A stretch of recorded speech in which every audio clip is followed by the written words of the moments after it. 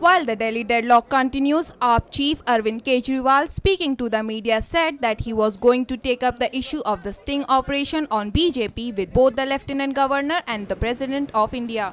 Arvind Kejriwal said that he was meeting the Lieutenant Governor in a day from now and he will be handing over the CD of the sting to him.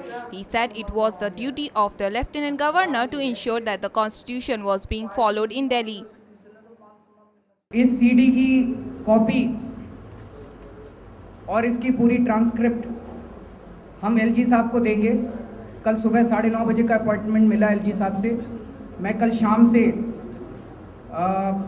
LG साहब से मिलने की कोशिश कर रहा हूँ। चिट्ठियाँ भी लिखी, एसएमएस भी किए, फ़ोन भी किए। अल्टीमेटली कल सुबह 9:30 बजे एलजी साहब से मिलने का समय मिला है, तो हम उनको सीडी देंगे एलजी साहब को। संविधान के अंदर लेफ्टिनेंट गवर्नर की ये जिम्मेदारी है कि वो सुनिश्चित करें कि दिल्ली के अंदर संविधान सुचारू रूप से चल रहा है कि नहीं चल रहा है। Arvind Kejriwal said that he will send a copy of the CD and the transcript to the President. This comes at a time when the Lieutenant Governor has proposed the name of BJP for government formation.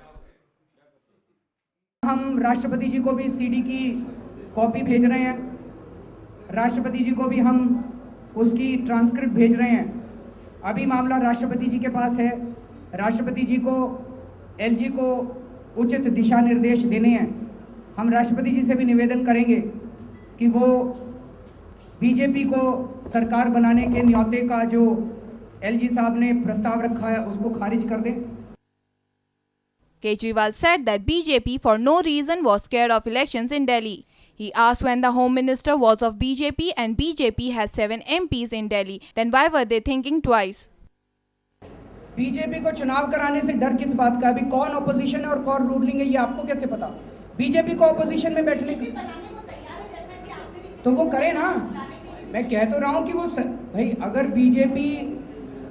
BJP के home minister हैं, BJP के lieutenant governor हैं, BJP की केंद्र में सरकार है, BJP के 7 एमपी हैं, बीजेपी की हवा है, बीजेपी के सारे काउंसलर हैं, फिर बीजेपी को चुनाव कराने में क्या डर लग रहा है? Powered by NNIS.